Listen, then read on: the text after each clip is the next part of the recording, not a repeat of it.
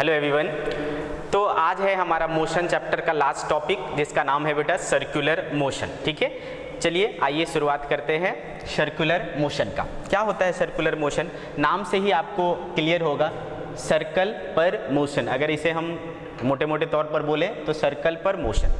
अगर हम मोशन कर रहे हैं और उसका पाथ जो है वो सर्कुलर है, ठीक है, यानी एक बॉडी जो सर्कुलर पाथ पर मोशन कर रहा है उसके मोशन को हम क्या कहेंगे? सर्कुलर मोशन कहेंगे। ठीक है, तो अगर इसे हमें डिफाइन करना हो तो we will define them like if a body is moving on a circular path, moving on a circular path, its motion is called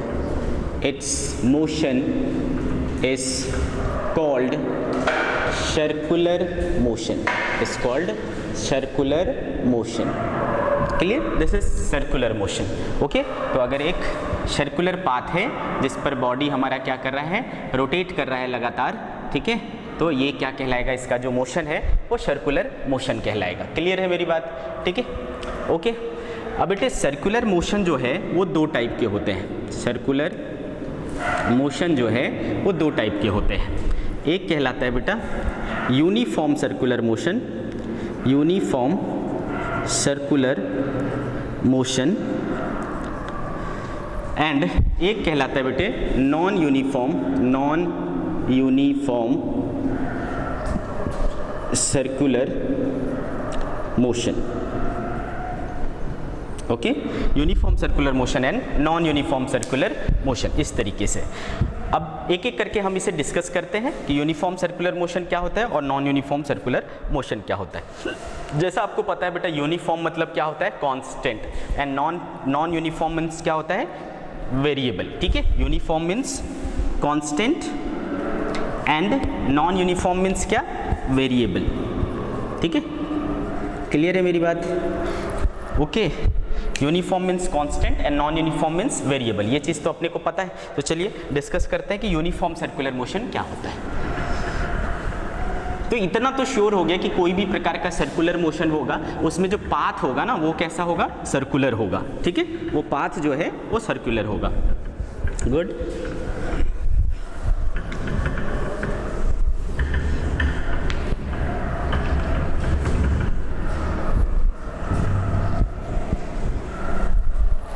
चलिए, तो बात कर रहे हैं हम लोग uniform circular motion, uniform circular motion.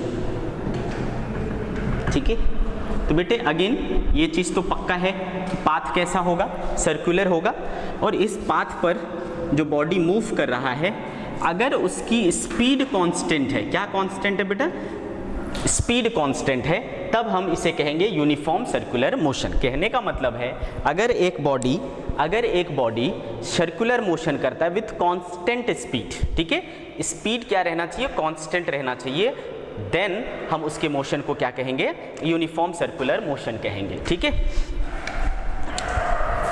If a body is moving on a circular path with uniform speed, ध्यान देना बेटे मैं स्पीड की बात कर रहा हूं, वेलोसिटी नहीं। ठीक है, वेलोसिटी कांस्टेंट रहेगा कि वेरिएबल, ये हम आगे बात करेंगे। स्पीड अभी हम बोल रहे हैं कि स्पीड क्या होना चाहिए? कांस्टेंट होना चाहिए। If a body is moving on a circular path with uniform speed then its motion is called uniform circular motion, is called uniform circular motion। Clear मेरी बात? ये हो गया बेटे यूनिफॉर्म सर्कुलर मोशन। ठीक है, ओके। अब यूनिफॉर्म सर्कुलर मोशन में क्या होना चाहिए? v कांस्टेंट होना चाहिए, यानी स्पीड कांस्टेंट होना चाहिए। अब अगर मैं पूछूं कि वेलोसिटी की क्या बात है भाई, वेलोसिटी क्या हो रहा है? वो कांस्टेंट रह रहा है कि नहीं रह रहा है? तो बेटे सर्कुलर मोशन चाहे यूनिफॉर्म हो चाहे नॉन यूनिफॉर्म हो, यूनिफॉर्म या नॉन यूनिफॉर्म, कोई भी प्रकार का सर्कुलर मोशन हो, वेलोसिटी कभी कांस्टेंट नहीं रह सकता। क्यों नहीं रह सकता? क्योंकि वेलोसिटी क्या चीज़ है बेटा?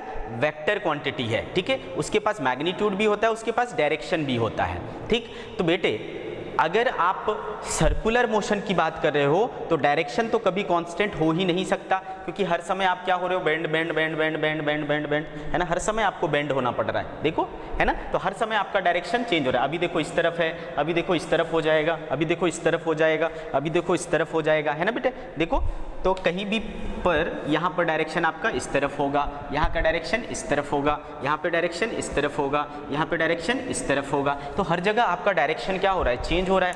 और वेक्टर क्वांटिटी है वेलोसिटी, वो डिपेंड करता है मैग्नीट्यूड पर भी और डायरेक्शन पर भी। तो चाहे कोई भी चीज़ चेंज हो जाए, उसका चाहे मैग्नीट्यूड चेंज हो जाए, उसका डायरेक्शन चेंज हो जाए, वो क्वांटिटी चेंज हो जाएगी। तो वेलोसिटी कभी भी कांस्टेंट नहीं हो सकता। हाँ, स्पीड कांस्टेंट हो सकता है। और स्पीड क्या चीज़ है? स्पीड और वेलोसिटी कैसे एसोसिएटेड है बेटा?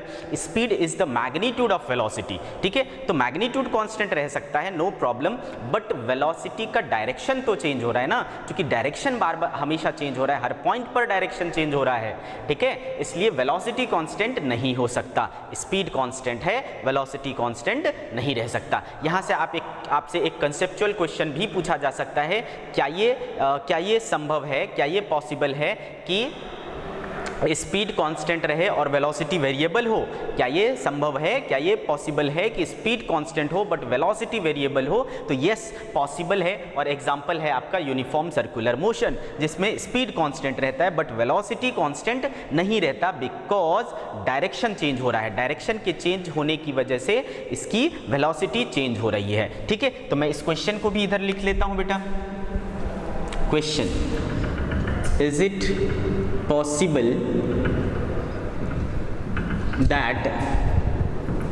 possible that magnitude remains constant? Sorry, is it possible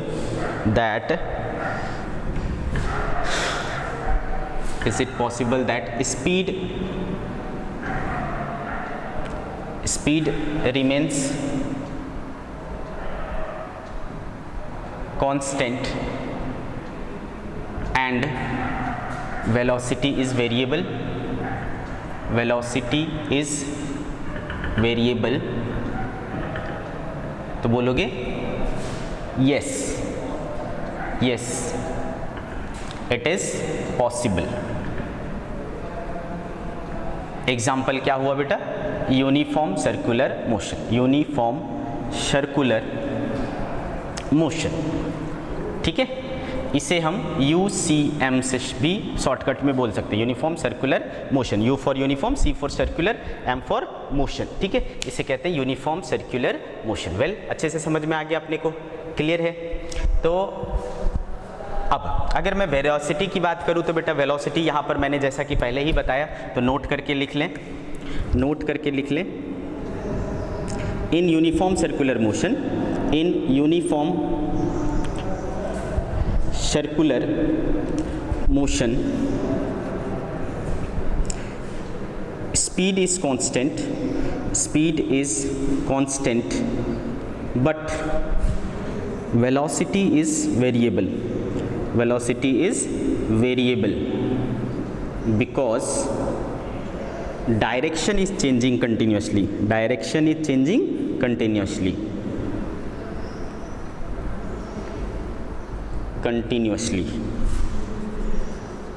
ठीक है। डायरेक्शन कंटिन्यूसली चेंज हो रहा है, इसलिए ये चेंज होगा बेटा वेलोसिटी, ओके। अच्छा, आप में से किसी बच्चे को अगर पता हो या आगे चलकर क्या पढ़ेंगे, मोमेंटम करके एक क्वांटिटी होती है, ठीक है बेटा। मोमेंटम क्या होता है बेटा? Product of mass and velocity, ठीक है।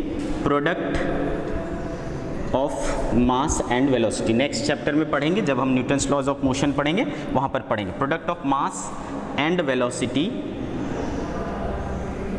इज कॉल्ड मोमेंटम, ठीक है बेटा। इसे P से शो करते हैं, it is denoted by P, okay. तो that is P equals to क्या हो जाएगा बेटा? Product of mass and velocity, तो m इंटू वी हो जाएगा, m इंटू वी। ध्यान से सुने, वेलोसिटी बोल रहा हूँ, और वेलोसिटी क्या है बेटा यहाँ पे, वेरिएबल है। वेलोसिटी क्या है, वेरिएबल है। तो बताओ क्या यूनिफॉर्म सर्कुलर मोशन में मोमेंटम जो है वो यूनिफॉर्म रहेगा कि नॉन यूनिफॉर्म रहेगा, यानी कांस्टेंट रहेगा कि वेरिएबल रहेगा? बोलो बेटे क्या होगा, यूनिफॉर्म की वेरिएबल? तो बेटा चूंकि वेलोसिटी वेरिएबल था तो ऑब्वियसली मोमेंटम भी वेरिएबल होगा कि मोमेंटम क्या है बेटा, मास इनटू वेलोसिटी, यानी वेलोसिटी पर डिपेंड कर रहा है। तो चूंकि वेलोसिटी चेंज हो रहा है ना, तो मोमेंटम भी चेंज होगा। ठीक है, याद रखें। नोट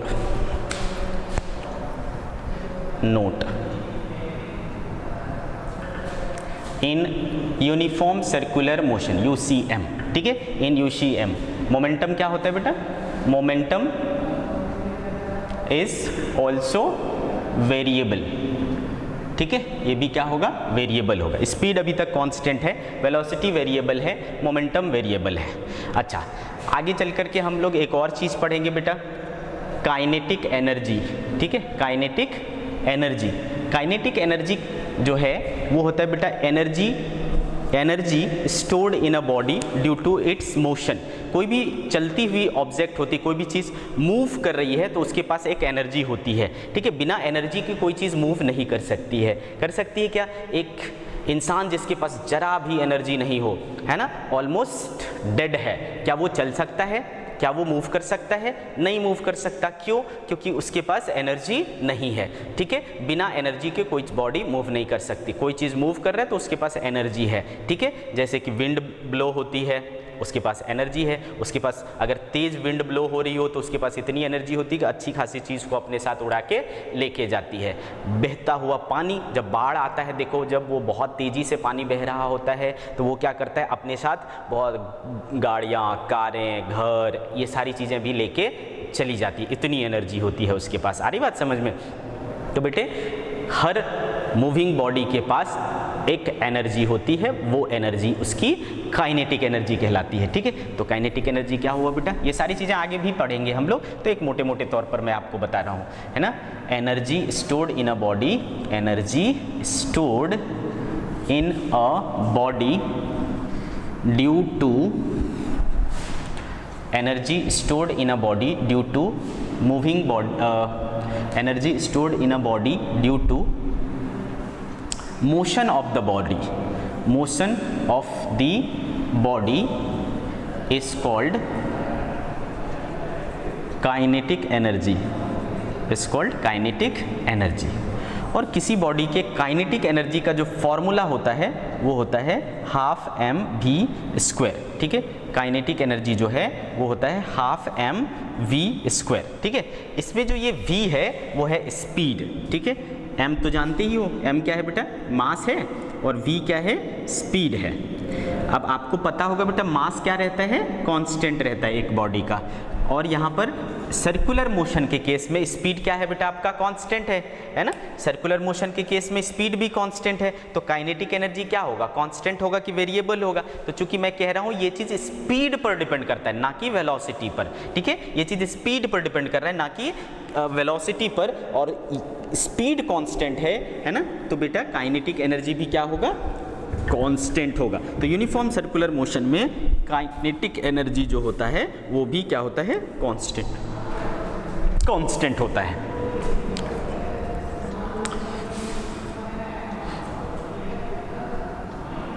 काइनेटिक, ठीक है, क्या बोल रहा हूं मैं, इन UCM kinetic energy is also constant. ठीक है, काइनेटिक एनर्जी भी क्या रहेगा, कांस्टेंट रहेगा यूनिफॉर्म सर्कुलर मोशन में। आगे बात समझ में?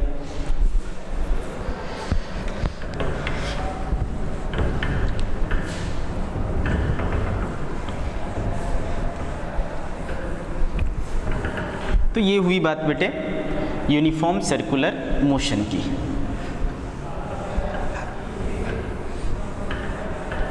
अब दूसरी चीज़ होती है, सेकंड जो हमने काइंड बोला वो था non uniform circular motion. Non uniform circular motion, non uniform circular motion. यहाँ से नाम से ही क्लियर है बेटा कि इसमें जो है ना स्पीड क्या होगा, वेरिएबल होगा। ठीक है, स्पीड क्या रहेगा, वेरिएबल। तो हम क्या कह सकते हैं बेटा, if a body is moving on a circular path with variable speed then its motion is called non uniform circular motion. ठीक है, if a body is moving on a circular path with variable speed then its motion is called non-uniform circular motion। Clear है, this is non uniform circular motion. Okay, well, आ रहा है समझ में आपको। तो बेटे नॉन यूनिफॉर्म सर्कुलर मोशन में क्या हो गया, स्पीड भी वेरिएबल है, स्पीड यानी वेलोसिटी का मैग्नीट्यूड, और डायरेक्शन तो चेंज होता ही है। सर्कुलर मोशन में डायरेक्शन तो पक्का ही चेंज होगा। ठीक, यहाँ पर स्पीड कांस्टेंट था यानी मैग्नीट्यूड कांस्टेंट था, यहाँ पर वो भी वेरी करने लगा। ठीक है, स्पीड भी वेरी कर रहा है और उसका डायरेक्शन भी वेरी कर रहा है, दोनों चीज़ वेरी कर रहा है यहाँ पर। ठीक है, तो यहाँ पर क्या होगा बेटा, स्पीड क्या है, वेरिएबल है, वेलोसिटी क्या है, वो भी वेरिएबल है, वेलोसिटी भी क्या है, वेरिएबल है। ठीक है बेटा, काइनेटिक एनर्जी, चूँकि स्पीड वेरी कर गया बेटा तो काइनेटिक एनर्जी भी वेरी हो जाएगा, वेरिएबल हो जाएगा, है ना।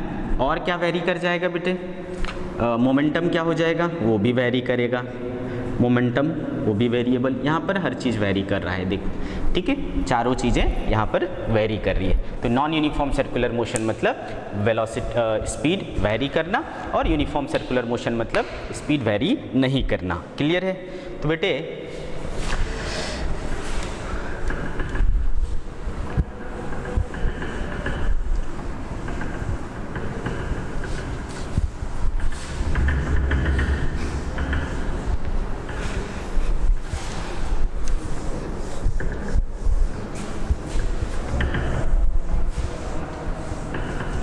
अभी आप चूँकि क्लास 9th में हो तो यूनिफॉर्म सर्कुलर मोशन के बारे में ही आपको ज़्यादातर पढ़ना है, नॉन यूनिफॉर्म सर्कुलर मोशन के बारे में आपको ज़्यादा नहीं पढ़ना है। ठीक है, क्लास 11th में जब जाएंगे तो हमें इसके बारे में ज़्यादा डिटेल में पढ़ाई करनी है। ठीक है, तो अभी मोटे मोटे तौर पर पढ़ना है। ठीक, तो बेटे यूनिफॉर्म सर्कुलर मोशन में,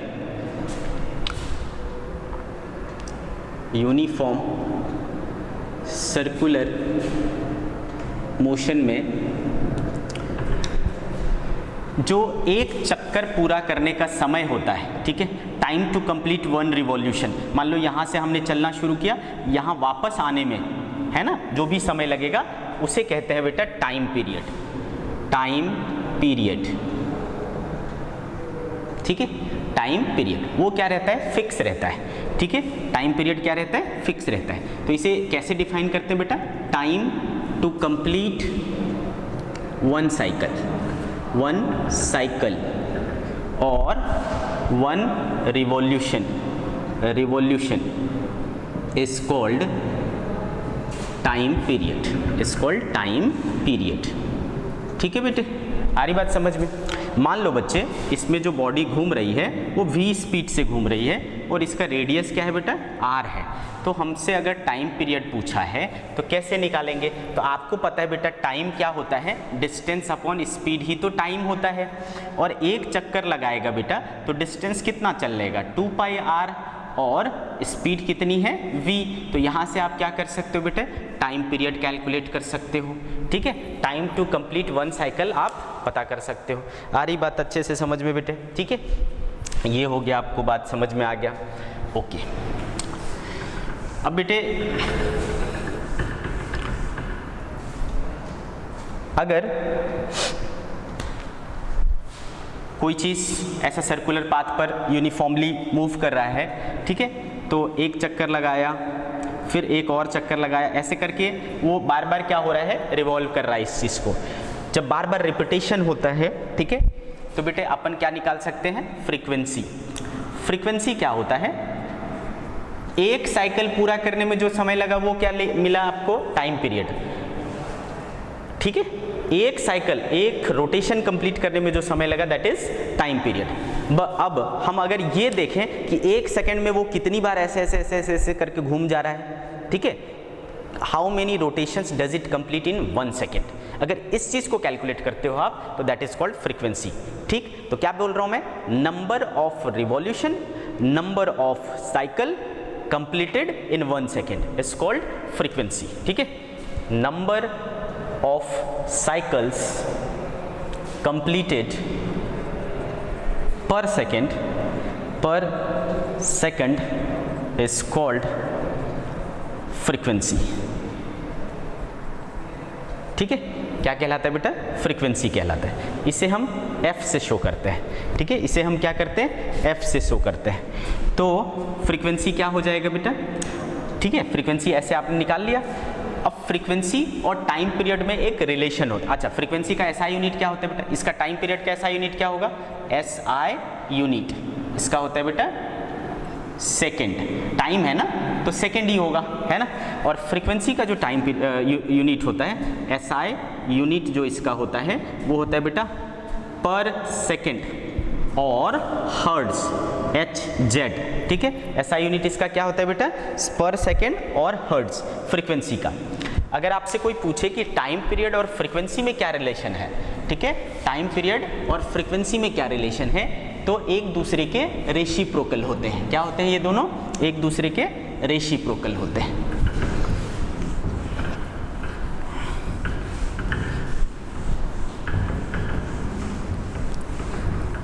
सी, relation between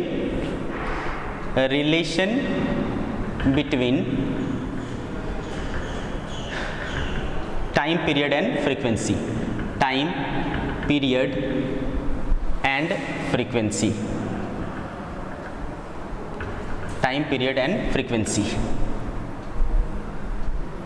क्या हो जाएगा बेटा, एक दूसरे के रेसिप्रोकल। रेसिप्रोकल का मतलब क्या होता है बेटा, ये एक दूसरे के अपोजिट। ठीक है, तो ये रिलेशन होता है बेटा टाइम पीरियड और फ्रीक्वेंसी के बीच में। क्लियर है मेरी बात। अच्छा, क्या बोलते हैं, सर्कुलर मोशन के केस में, सर्कुलर मोशन के केस में एक इंपॉर्टेंट टर्म होता है centripetal acceleration. Centripetal acceleration,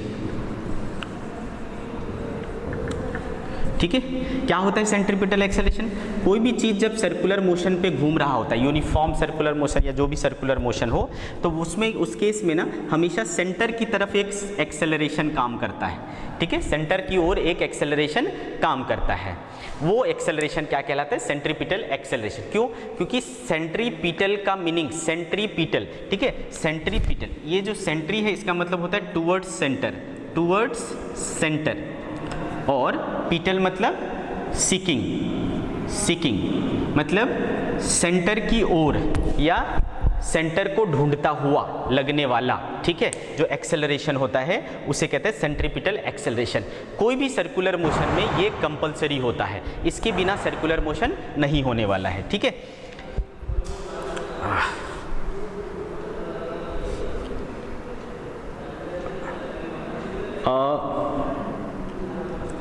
body which is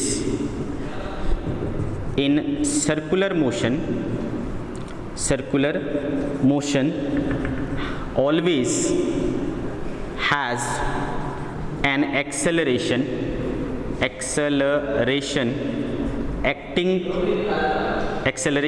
acting towards the center। ठीक है, a body which is in circular motion always has an acceleration acting towards center.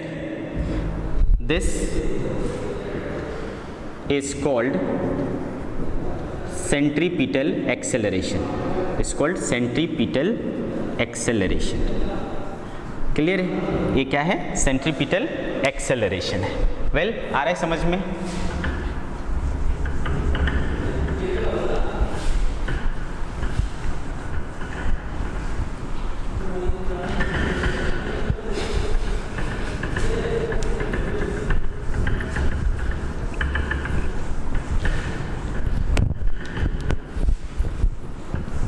Centripetal acceleration निकालने का formula होता है बेटा, सेंट्रीपिटल एक्सेलरेशन को हम क्या करते हैं, ए सी से शो करते हैं, ठीक है। और इसका फॉर्मूला होता है v²/r। क्या होता है बेटा, v²/r। ये सेंट्रीपिटल एक्सेलरेशन का फॉर्मूला होता है और हमेशा किधर लगता है बेटा, सेंटर की ओर। यहाँ पे है बॉडी तो इधर लगेगा, यहाँ पे है तो इधर लगेगा, यहाँ पे है तो इधर लगेगा, यहाँ पे है तो इधर लगेगा, है ना। हमेशा सेंटर की तरफ लगता है, कहीं से भी हो वो सेंटर की तरफ आप उसको दिखा दो, है ना। तो ये इसका फॉर्मूला होता है v²/r। क्लियर है, सेंट्रीपिटल एक्सेलरेशन। आ रही बात समझ में। अब आप मुझे बताओ बेटा कि यूनिफॉर्म सर्कुलर मोशन में सेंट्रीपिटल एक्सेलरेशन कांस्टेंट है कि वेरिएबल है। तो इन UCM,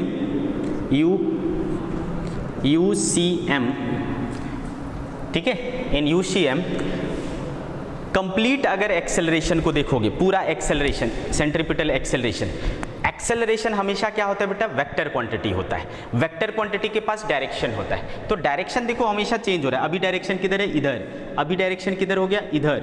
अभी डायरेक्शन क्या हो गया, नीचे। अभी डायरेक्शन क्या हो गया, ऊपर। तो डायरेक्शन हर समय चेंज हो रहा है, तो एक्सेलरेशन क्या है, वेरिएबल है। तो इन UCM centripetal acceleration is variable. Centripetal acceleration is variable, ठीक है, वो क्या है, वेरिएबल है। लेकिन अगर सिर्फ उसकी मैग्नीट्यूड की बात करो तो मैग्नीट्यूड कितना है बेटा, v²/r। और v चूंकि कांस्टेंट है, r चूंकि कांस्टेंट है, तो क्या हो जाएगा बेटा, v²/r ये क्या होगा, कांस्टेंट होगा। तो मैग्नीट्यूड इसका कांस्टेंट होता है। तो इन UCM magnitude of centripetal acceleration, magnitude of centripetal acceleration, centripetal acceleration is always constant, ठीक है। सर्कुलर, यूनिफॉर्म सर्कुलर मोशन में उसका मैग्नीट्यूड कांस्टेंट होगा, बट ओवरऑल वो कांस्टेंट नहीं होगा, ठीक है। ये बात समझ में आ गया अपने को।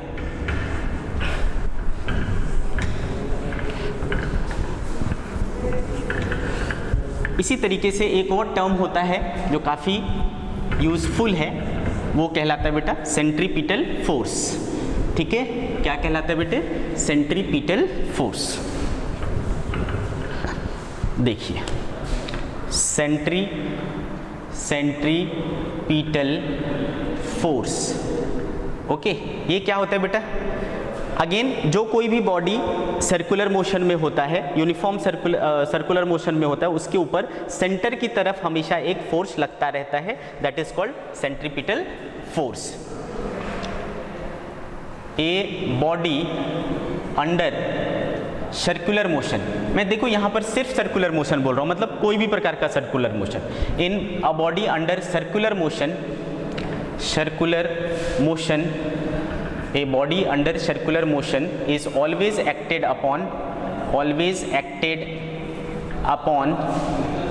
by a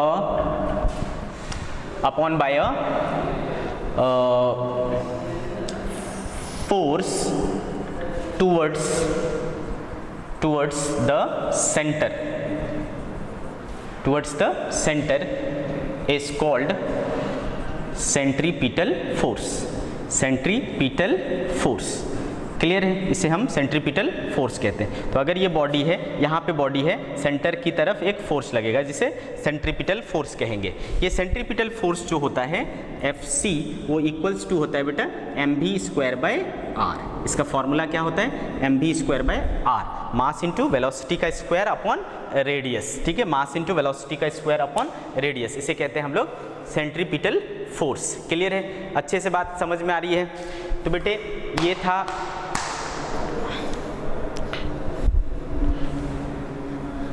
ठीक है, तो ये हो गया आपका सेंट्रीपिटल फोर्स। एक बेटा स्यूडो फोर्स लगता है सर्कुलर मोशन के केस में, ठीक है। एक स्यूडो फोर्स लगता है जो हमेशा सेंटर के अवे लगता है। देखो सेंट्रीपिटल मतलब क्या, मैंने बोला टुवर्ड्स द सेंटर, तो टुवर्ड्स द सेंटर लगने वाला फोर्स को हमने क्या कहा, सेंट्रीपिटल फोर्स। एक इसका अपोजिट फोर्स होता है जिसे हम कहते हैं सेंट्रीफ्यूगल फोर्स, ठीक है। तो एक लास्ट टॉपिक, सेंट्रीफ्यूगल फोर्स, ठीक है। ये एक स्यूडो फोर्स है जो अवे फ्रॉम द सेंटर लगता है, ठीक है। A pseudo force which act on the body away from radially away from the centre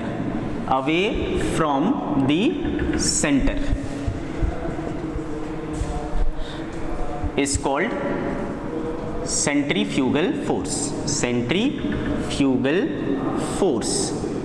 ठीक है। इसे सेंट्रीफ्यूगल फोर्स कहते हैं। तो ये सेंट्रीपिटल फोर्स के इक्विवेलेंट होता है और डायरेक्शन इसका अपोजिट होता है। तो सेंट्रीफ्यूगल फोर्स क्या हो जाएगा बेटे, उसका भी मैग्नीट्यूड क्या होगा, वही होगा mv²/r, बट डायरेक्शन इसका अवे फ्रॉम द सेंटर होता है, अपोजिट फ्रॉम द सेंटर होता है, ठीक है बेटे।